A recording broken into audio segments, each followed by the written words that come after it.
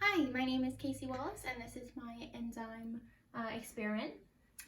So my enzyme lab, I worked with Carly Thomas, Tatiana, and Melinda. So first I'm going to introduce you to the enzyme that we are testing during this experiment. We are testing the enzyme trypsin. So first I'm going to talk about what an enzyme is and why they're important. So enzymes lower the activation energy of reactions and catalyze a specific chemical reaction. So they lower that activation rate. Trypsin, the enzyme that we were testing, is a protease, and it digests dietary protein. Trypsin is found in the small intestines of humans, and the conditions that's best found in is a pH of 8, which the small intestine is pH of 8, and the temperature that is found to work best in is a range from 37 degrees Celsius to 50 degrees Celsius. So next we're going to introduce you to our experiment.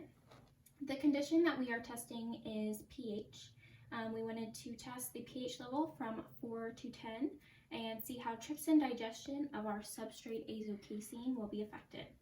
Our experimental question: how does the basic pH range from 4 through 10 affect the trypsin activity? Our hypothesis was trypsin activity will be optimum at a more neutral range of 7, 8, and 9, and will decrease in activity at a lower pH of 4, 5, and 6, as well as a higher pH of 10. Our rationale behind this was trypsin is found in the small intestines of humans with that pH of 8, so if it increased or decreased too drastically, then it would decrease the activity as well. So next we're going to go into our protocol. Again, our experimental variable is pH. Our experimental conditions, pH 4, 5, 6, 7, 8, 9, and 10. Our control variables were temperature at 45 degrees Celsius, which is between the best temperatures of 37 degrees Celsius and 50 degrees Celsius. And our salinity was set at 0.15 molars of NaCl. For our negative controls, we had 3 negative controls, which was pH of 4, pH of 7, and pH of 10, that gave you a basic, a acidic, and a neutral. And then in these negative controls, we did not add the trypsin. We wanted to see if there was digestion without the trypsin enzyme. And we did 3 replicates of the pHs of 4 through 10. If there was a big outlier, we wanted to be able to get an average of those 3. So next we're going to go to our experiment steps. So first, for each experiment, or each treatment, we added 450 microliters of the reaction buffer, and this was to establish the pH. And then we added 500 microliters of azocasein. We then placed it in a water bath for 5 minutes to bring that temperature to 45 degrees Celsius. We took it out and we added 50 microliters of trypsin, unless it was the negative control. Again, we did not add it in there. We then put it back into the water bath for an additional 20 minutes to bring it back up to 45 degrees Celsius. And then we took it out and added 500 microliters of 10% TCA, and we did this to stop the trypsin digestion of the azocasein. We then centrifuged the test tube for 2 minutes, and it created a supernatant and a pellet at the bottom with the digested azocasein, and then, undigested azocasein.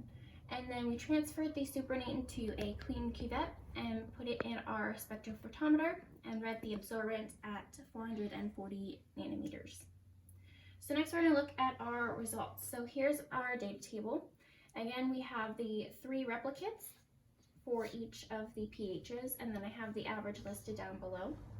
You can see it's very low, starting at pH of 4, and starts to increase as we get to pH of 9, where it was the max, and then it started to decrease again at 10. Our negative controls were very similar in their averages, very low. And then we have our t-test. We have averaged with the negative controls and without the negative controls. And we wanted to see if there was a significant difference between the pH of 9 and the rest of the pHs. So we found that there was not a significant difference between pH of 8 and 9. There was a significant difference between pH of 4, 5, 6, 7, and 10. So you can see it a little bit better on the graph here. So it starts to be very low at pH of 4, increase all the way up to 9, and then start to decrease at 10. Over here we have our negative controls. You can see there are a few outliers, but that's why, again, we have 3 replicates. So next we're going to go on to our visual results.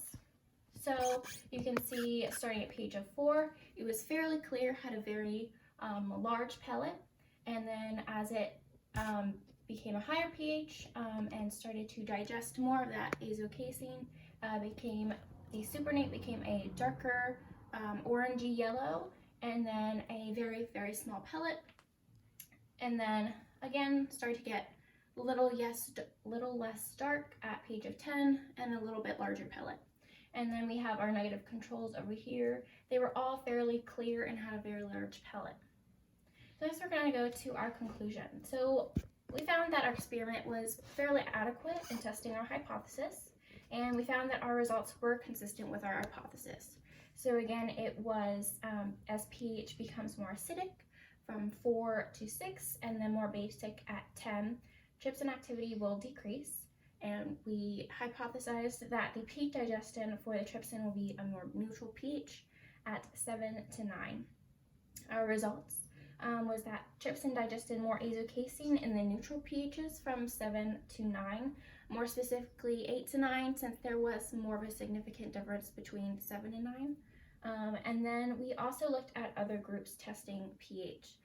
They came up with very similar results, where the pH of 8 and 9 was where trypsin digestion was at its peak.